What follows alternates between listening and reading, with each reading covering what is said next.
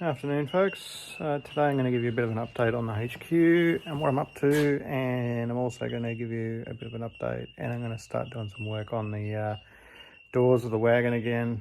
I'll show you what's going on. Alright, what I've done is I went on Marketplace the other day and I picked up a spare GTS wheel for it.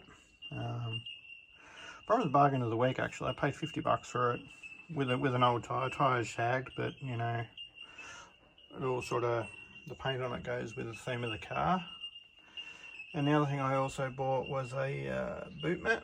I spent the extra dollars and bought the rubber stamped boot mat. If you know what they're worth, they're not that cheap.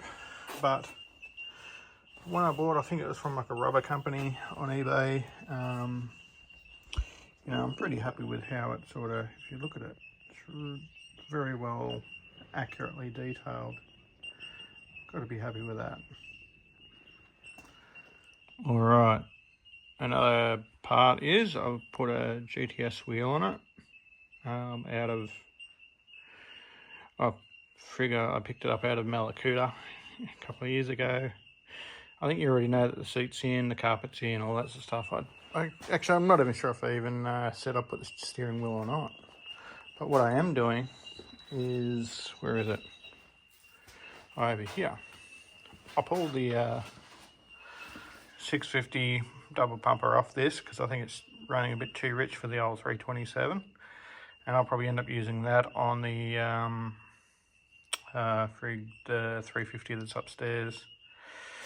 And I'm going to be bolting this on, but I can't really bolt it on right now because I haven't got the right adapter plate for it.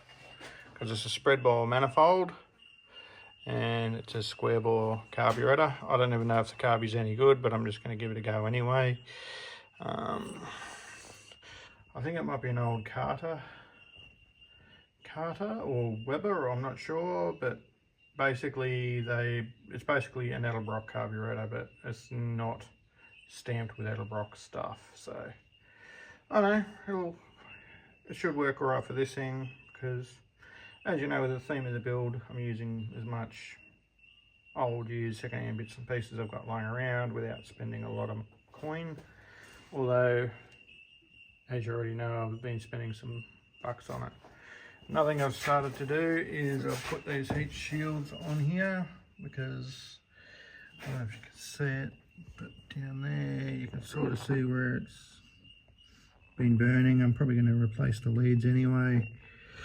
But yeah, also, another thing I just started doing was I fixed the horn. I actually had to blow it all apart, cleaned it out, and then I had to adjust what looked like points on the inside of it until it actually started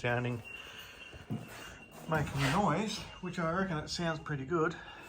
Like it's just a cool old sounding old horn. And anyway,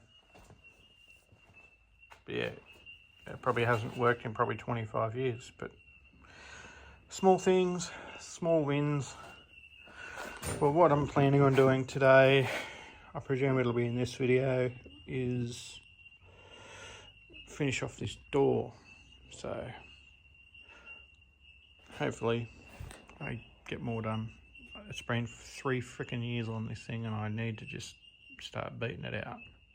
Alright, I'm going to be wiring up this hole right here to make it look a bit better than what it already is. As you know, it's just going to be a daily driver. It's not going to be Motor X or anything. This is what the door looks like from the inside after we did all that welding. Alright, I've done a good enough job on the repairs on the inside here. That's all done.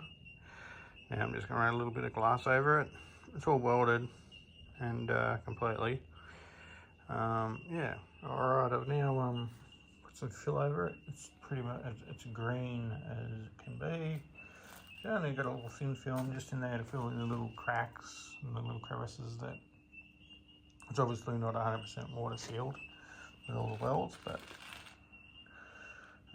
yeah, anyway, that's where I'm at. I'll hit it with a grinder in a minute and take most of it off, and then I'll go over it with nice normal filler. I've now ground off all the fibre fill, so it's all filled in the low spots. Yep, I'm going to put some high fill. I'm going to put some filler on it now. So, all right, filler's on. It's not very photogenic, but I just pretty much just put it on there and then I ran my finger over it to get it right in the seams. All ready for edge primer. It's not too bad. We'll go over it a little bit more later, but this is where I'm at. Well, that's it. That's 3.2 seconds later. It'll be right until I get some epoxy on it. Don't think I've talked about it before, but I found like these monster blocks aren't too bad. You can get them off eBay, made in Australia, which is kind of cool. They come in 3 different sizes, and this is what comes in the kit. This one here, and that one there. So yeah, you get the gist of the different sizes. This also came with a little bog applicator, which I haven't used yet. It looks pretty good. And if you want to get one, take a screenshot of the part number. It comes in 300, 450 and 600 mil long. Works pretty well. All right, catch you later.